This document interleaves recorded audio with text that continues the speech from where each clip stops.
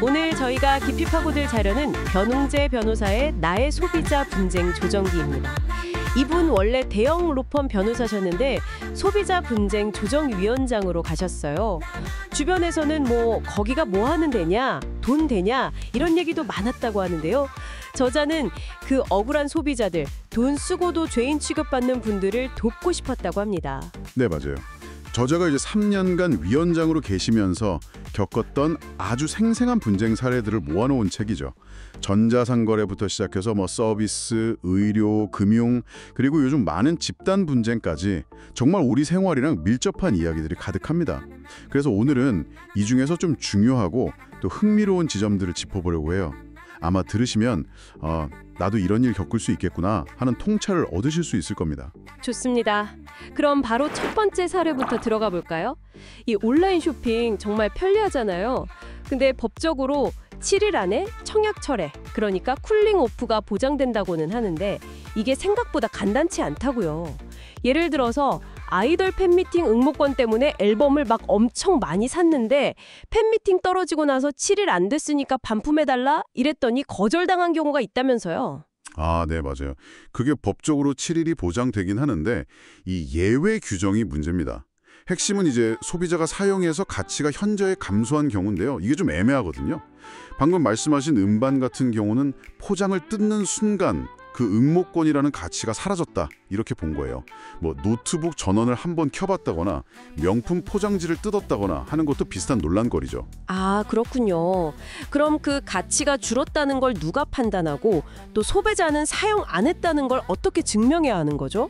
그게 쉽지 않을 것 같은데요. 바로 그게 입증 책임 문제인데요. 원래 법적으로는 판매자한테 책임이 있어요. 근데 막상 분쟁이 생기면 소비자가 이거 사용 안 했다, 혹은 처음부터 하자가 있었다, 이런 걸 좀 증명해야 하는 상황이 오기도 하거든요. 그래서 물건 받으면 바로 상태 꼼꼼히 확인하고 사진 같은 거 남겨두는 게 좋고요. 그리고 표시 광고랑 다른 상품을 받았을 때도 청약 철회가 가능한데 이때는 반품 비용을 판매자가 내야 하니까 이것도 중요하죠. 그렇군요. 물건 말고 서비스 분쟁도 진짜 많잖아요. 특히 그 헬스장 장기 계약했다가 중간에 해지할 때 위약금 문제요. 이거 정말 단골 아닌가요? 그렇죠. 서비스는 이게 눈에 안 보이니까 가치 평가가 더 어렵습니다. 헬스장은 보통 1년치 이렇게 할인해서 팔잖아요. 근데 중간에 해지하면 할인 안 된 정상가 기준으로 이용료를 빼고 환불해 주려고 하죠. 원래 길게 쓰기로 하고 할인해 준 건데 약속 깼으니까 할인 없던 걸로 한다, 이런 논리인데 사실 공정위에서도 이게 아주 틀린 말은 아니라고 보긴 했어요. 일리가 있다고요. 아, 그래요? 네. 근데 여기서 따져봐야 할 건 그 정상가라는 게 진짜 평소에도 받는 가격인지 아니면 그냥 써놓기만 한 유령 가격인지 이게 합리적이냐는 거죠. 그래서 계약하기 전에 중도 해지하면 환불 어떻게 되는지 진짜 꼼꼼히 확인하고 가능하다면 선언으로 딱 받아두는 게 좋습니다. 사업자도 당연히 서비스 내용 명확하게 설명하고 기록을 남겨야 하고요. 아, 듣고 보니 진짜 계약할 게 정신 바짝 차려야겠네요. 자, 다음은 더 민감할 수 있는 의료 분쟁 얘긴데요. 이건 생사랑 직결되니까 환자나 가족 입장에서는 결과가 안 좋으면 당연히 병원 잘못을 먼저 생각하게 되잖아요. 아니, 그래도 의사인데 이런 말 많이 듣는다고 하더라고요, 조정할 때. 맞습니다. 의료 분쟁은 사실 핵심이 의료 과실이 있었냐 아니면 설명 의무를 다했냐, 이 두 가지인데요. 근데 이 둘 다 입증하는 게 정말 어렵습니다. 의료 행위랑 그 나쁜 결과 사이에 직접적인 인과관계를 밝혀내는 게 일반인으로서는 거의 불가능에 가깝죠. 정보가 너무 비대칭적이고요. 또 의학적인 판단에는 어느 정도 의사의 재량권이라는 게 인정되거든요. 설명 의무도 일어날 수 있는 모든 가능성을 다 말해야 하는 건 아니고요. 그럼 조정은 어떻게 이루어지나요? 배상 말고 다른 의미도 있다고요? 네, 그래서 의료 분쟁 조정은 단순히 돈 얼마 받아내는 걸 넘어서요. 도대체 뭐가 잘못된 건지 환자랑 가족들이 좀 이해할 수 있게 돕고 감정적인 오해나 앙금을 푸는데 더 큰 의미를 두기도 합니다. 서로 좀 울분을 토해내는 과정이랄까요? 아, 그렇군요. 자, 마지막으로 집단 분쟁인데요. 이건 정말 규모가 어마어마하죠.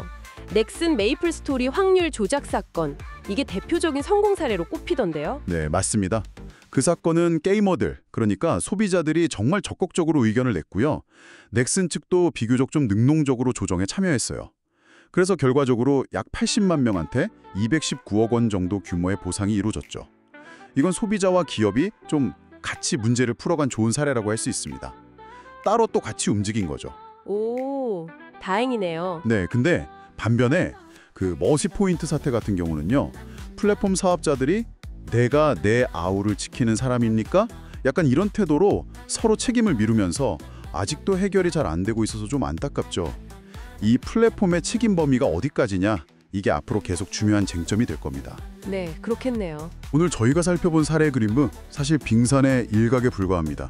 전자상거래의 편리함 뒤에는 이렇게 복잡한 법리가 숨어 있고 서비스 계약에는 또 보이지 않는 가치를 어떻게 평가할지 어려움이 있고요. 의료 행위에는 또 피할 수 없는 불확실성이 존재하죠. 집단 분쟁은 그 파급력이 큰 만큼 해결의 무게도 정말 크고요. 중요한 건 이런 문제가 생겼을 때 그냥 어쩔 수 없지 하고 포기하는 게 아니라 내 권리를 찾을 방법이 있다는 걸 아는 거라고 생각합니다. 맞습니다. 오늘 이야기를 들으면서 여러 생각이 드는데요. 소비자로서 우리는 어디까지 신중해야 하고 또 어디까지 알아봐야 할까요? 그리고 기업이나 플랫폼은 또 어디까지 책임을 져야 하는 걸까요? 분쟁이 생겼을 때 꼭 법정까지 가는 소송만이 유일한 답일지, 아니면 오늘 얘기 나눈 이런 조정 같은 절차가 좀 더 활성화될 필요는 없을지 한 번쯤 여러분 스스로에게 이런 질문을 던져보시는 것도 좋겠습니다. 오늘 저희 이야기가 여러분의 현명한 소비 생활에 조금이나마 도움이 되었기를 바랍니다.